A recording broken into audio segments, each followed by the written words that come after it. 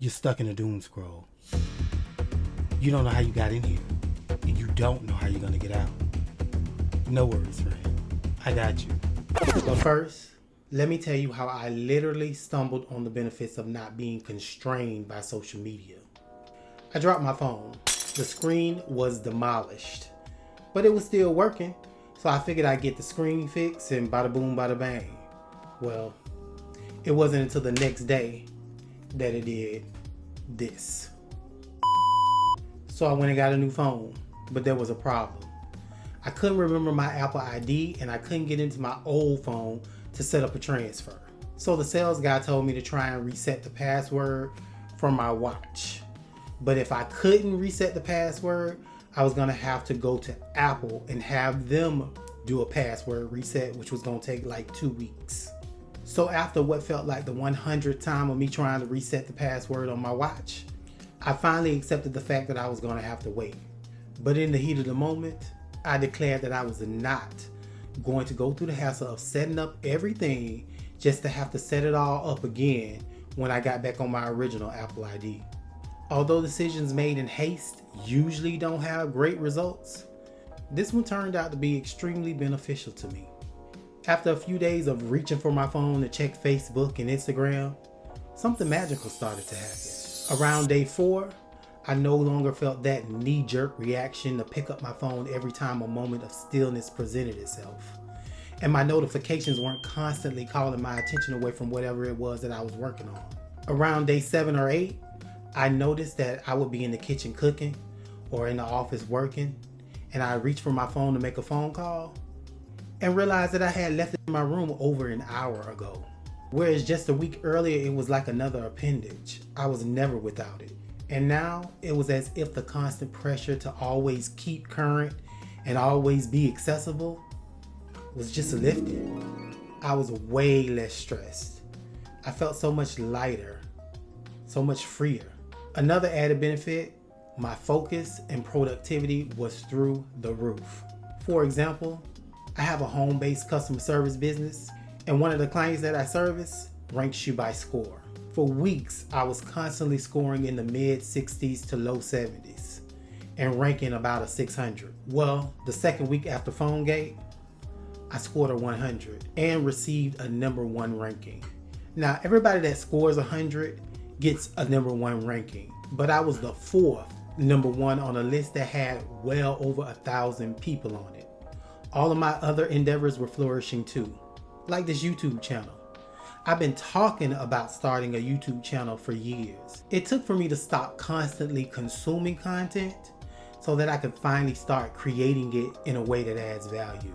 These apps are designed and engineered to trigger intense dopamine releases in our brain with very little effort on our part.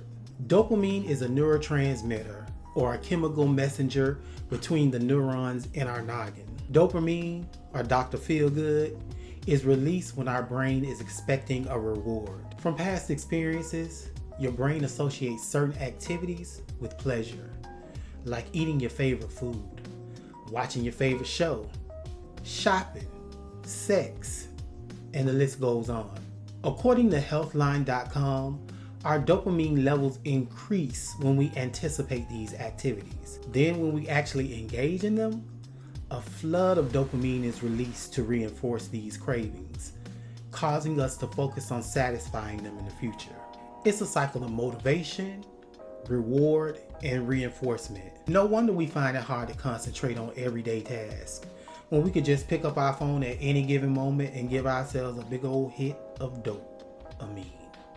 Dopamine used to be essential to our survival. It would cause us to build, hunt, find shelter, procreate, etc. It still causes us to progress. We get releases when we do a good job at something, or reach a goal, get a good workout in. But being that large, meaningless releases are easily and frequently accessible, it makes the progressive ones harder to aim for and less pleasurable. But now that we're aware, we can begin to correct it. If you can, I'd suggest removing your social media apps for at least a week or 2, just so you can evaluate the difference it makes in your life for yourself. Then when you come back, try using these tips to limit your use and dependence on them. First up, invest in a good old-fashioned alarm clock. Or if you have a smart speaker, use that to wake you up in the mornings instead of using your phone. When you use your phone as an alarm clock, it's way too easy to just click on one of those little shiny apps and get your morning fix. And if you're anything like me, you just scroll until you're fully awake. Instead of doing this, try turning on some music, journaling, reading, praying, or meditating. Here are a few tools that are built into your phone that you can use to help. First, you want to set up your screen time feature.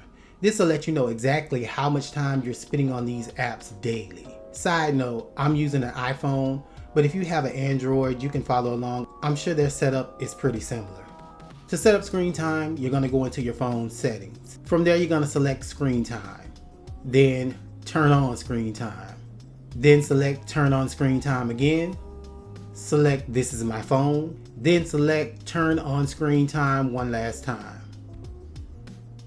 Would you look at that beautiful 0 for daily average?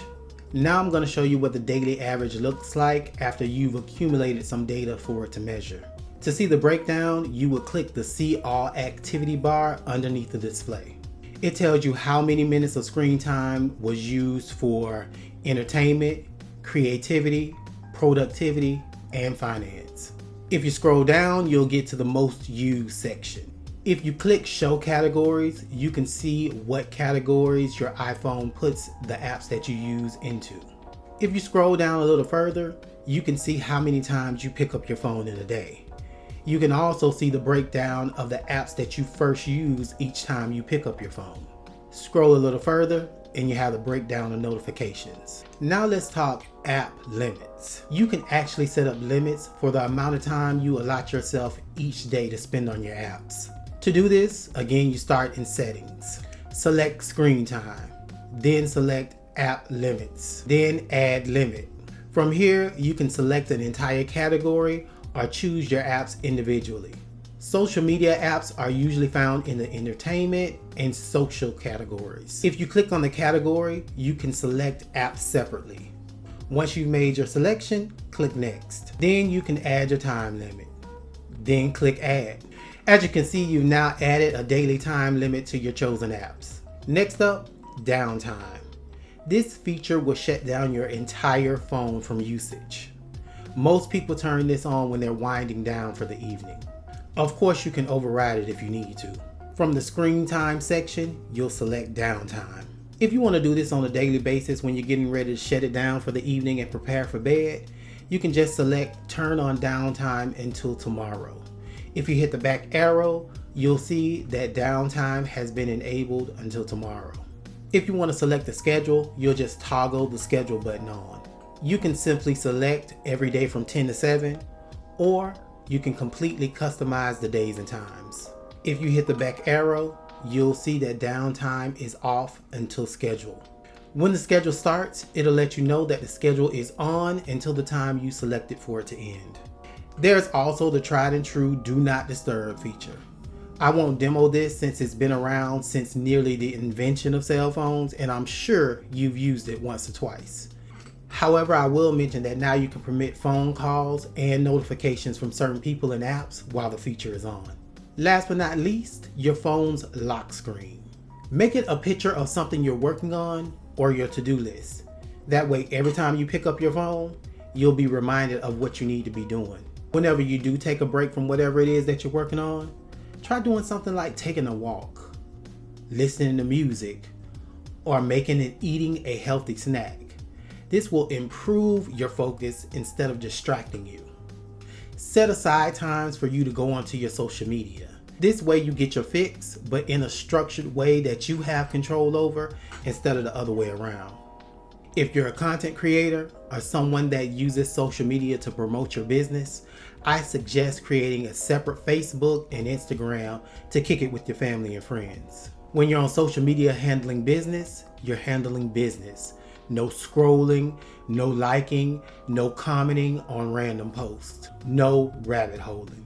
Then, only on your allotted time each week or day, you'll log onto your personal accounts to interact with your family and friends. Studies have shown that social media can cause anxiety and even depression. Besides limiting your intake, I also recommend that you only watch content that serves you, inspires you, or makes you laugh. If someone's content is negatively affecting your mental health, do not watch it. And if you need to, unfollow immediately. A lot of the time, we end up in a doom scroll because we're running from something. Sometimes we're just running away from feelings that we don't want to feel. In order to stop having to run and hide, we need to face these feelings. Feel them. Once we do that, we're able to start healing and move on from them. Other times, we're running away from something we need to do. In an upcoming video, I talk about how to release and replace limiting beliefs. For context, I use the example of believing that you are a procrastinator. If, like me, you also struggle with procrastination and other limiting beliefs, that could be part of the reason that you doom scroll. I'll leave the link for that video in the description for you to check out. Now that we got some new tools, let's use them to build something amazing. Until next time, I'm sending you lots of love, light, and laughter.